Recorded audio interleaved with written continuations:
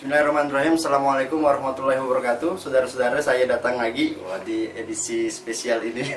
Spesial Ini bulan Ramadan, bulan yang penuh berkah, bulan yang memacu gitu untuk menjadi orang-orang yang takwa, orang-orang yang beriman, beramal soleh, berlomba-lomba dalam kebaikan, beribadah maksimal lah gitu-gitulah.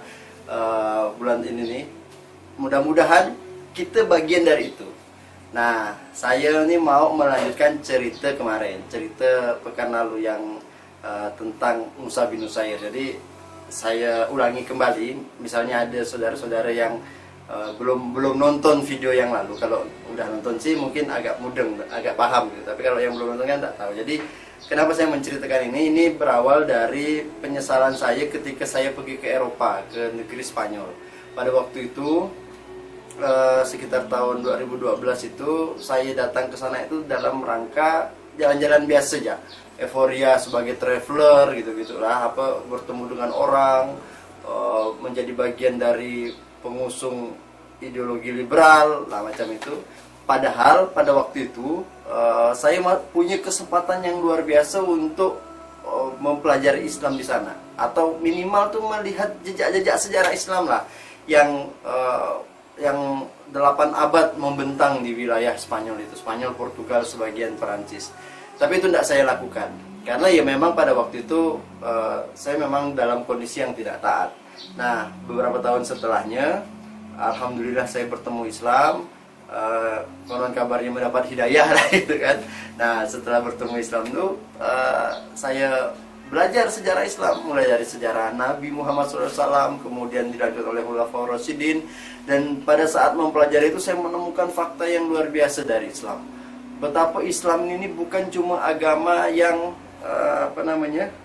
bukan cuma agama yang mengurusi urusan pribadi ya, urusan spiritual personal, sholat, zakat, naik haji. Bukan cuma itu, tapi juga rupanya setelah saya belajar sedikit tentang perkembangan Islam di seluruh dunia ini, ternyata memang ini agama yang sempurna, yang diurusi secara maksimal, tidak hanya persoalan pribadi masyarakat, tapi juga urusan negara. Jadi negara punya peran di masa itu. Ada Khalifah Abu Bakar Siddiq pasca Rasulullah SAW, dilanjutkan Umar bin Khattab, Utsman, Ali, masa Muawiyah, masa Abbasiyah, Utsmaniyah, dan itu panjang selama 14 abad.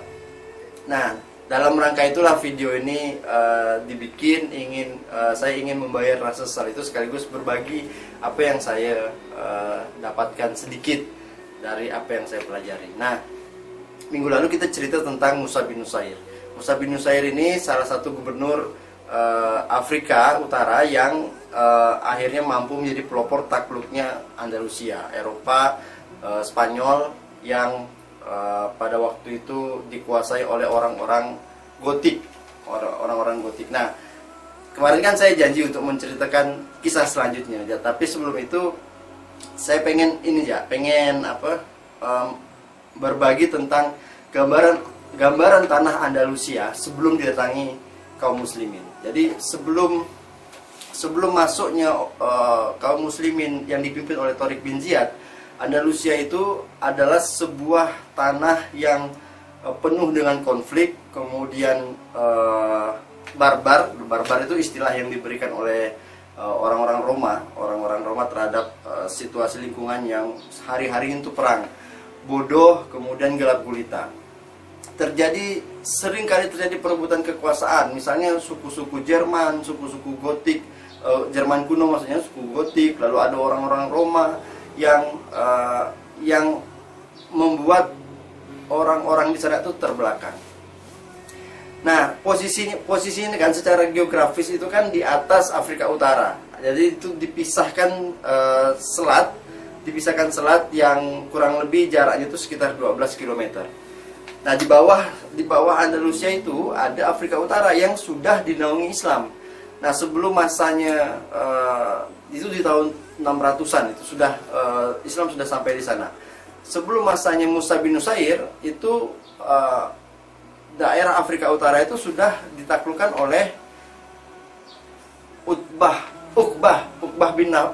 bin Nafi. namanya kalau tidak salah. Nah, beliau ini seorang pejuang Islam yang luar biasa yang membebaskan negeri-negeri Afrika yang sampai ujung daratan, sampai ada salah satu pidatonya atau kalimat yang terkenal itu, jadi di wilayah Afrika sampai ujung daratan di wilayah Atlantik. Uqbah ini kudanya itu sampai ke laut gitu, dan di depan tuh hanya berhadapan dengan laut. Di laut itu beliau mengatakan Allahu Akbar. Kira-kira kayak gini lah ya. Kalimat sebenarnya pun saya tak terlalu tahu gak, tapi kasar kira-kira itu kayak gini, Allahu Akbar. Seandainya kita bisa menyeberangi laut ini gitu, maka akan ku isi dengan kalimat-kalimat Allah. Maksudnya Uqbah akan melanjutkan dakwah Islam ke wilayah barat sana. Seberang lautan itu barat. Nah, kalimat ini cukup terkenal, cukup memotivasi generasi-generasi selanjutnya, termasuklah generasi ketika kaum muslimin di Afrika Utara dipimpin oleh seorang gubernur yang bernama Musa bin Nusair itu. Nah, ketika Musa bin Nusair membebaskan wilayah itu, karena di masa Uqbah bin Nafi ini orang-orang di Afrika Utara itu tidak serta-merta menjalankan Islam dengan kafah. Mereka datang dibebaskan oleh kaum muslimin, kemudian penduduk di situ masuk Islam, tapi kemudian ditinggal, akhirnya kembali murtad gitu. Di daerah itu tuh ada 3 suku besar atau ras. Yang pertama itu wilayah itu tuh orang-orang Bizantium atau orang-orang Rom gitu, orang-orang Roma. Kemudian ada orang-orang Afrika. Orang-orang Afrika ini bagian dari percampuran berbagai macam suku. Mereka dipercaya memeluk agama Kristen gitu, termasuk orang-orang Bizantium ini. Yang selain itu juga ada orang-orang Berber. Berber itu tadi di awal saya kasih tahu, nama ini nih dikasih oleh orang-orang Roma karena menganggap mereka itu Berber atau barbarian. Mereka tuh kasar, mereka itu kerjaannya ya perang terus dan menang gitu. Maksudnya orang-orang yang tangguh dalam peperangan, orang-orang Berber ini. Nah, datangnya Musa bin Nusair ke wilayah tersebut mampu mengayomi Islam, mampu melakukan pembinaan terhadap 3 suku besar ini, dan akhirnya sebagian besar mereka itu masuk Islam. Nah, salah satu jenderal perang dari suku Berber ini namanya Tariq bin Ziyad, yang nanti kemudian akan diajak atau akan diperintahkan oleh Musa bin Nusair untuk menyeberangi selat 12 km itu ke atas. Nah, cuma sebelum sampai penyeberangan selat menuju Andalusia itu, tentu saja Musa bin Nusair ini melakukan berbagai macam proses. Salah satunya itu bernegosiasi dengan salah satu gubernur Bizantium yang masih berkuasa di situ, masih berkuasa di daerah Afrika itu, di salah satu daerah yang namanya Ceuta. Saya tak tahu nyebutkannya dalam bahasa Spanyol tuh. Ada yang bilang Ceuta atau Ceuta, itu tulisannya itu Ceuta. Ceuta. Itu tuh gubernurnya tuh namanya Julian. Julian ini orang Kristen yang memiliki dendam kesumat terhadap Raja Roderick. Raja Roderick ini raja yang menguasai tanah Andalusia. Orang-orang Gotik. Nah, Julian ini punya dendam karena Roderick ini sangat zalim, sangat kejam, dan dalam catatan sejarah itu memperkosa, kalau saya tak salah, memperkosa anaknya Julian gitu. Nah, itu dia punya dendam kesumat. Jadi ketika kaum muslimin datang di Afrika Utara, dan awalnya itu Musa bin Nusair tak bisa menaklukkan daerah Ceuta yang dipimpin oleh Julian ini. Tapi tentu saja kaum muslim itu memberikan tekanan terus menerus sampai akhirnya Julian ini merasa perlu untuk berdamai dengan Islam. Jadi kalau tidak berdamai ini kita akan hancur, kasarannya kayak gitulah.